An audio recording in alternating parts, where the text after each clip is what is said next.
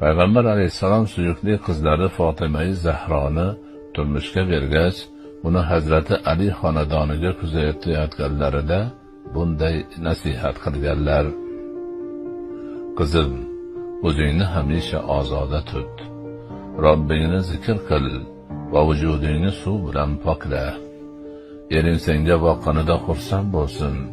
Ko'zlaringga surma qo'y, chunki u ayollarga ziynatdir. Boshingga zaytun moyidan surt, chunki zaytun moyi surgan ayolga shayton yaqinlashmaydi. Ey Fotima, ering senga qaraganida ko'zlaringni yumma, toki muhabbating kuchaysin.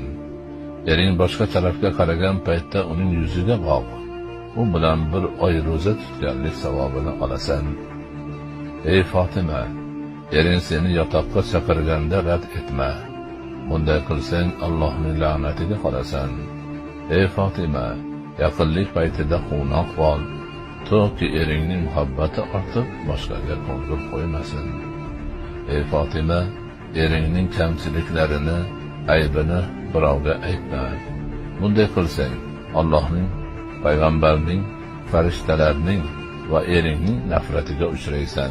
Ey Fotima, bu o'g'itlarni menga Jabroil so'zladi.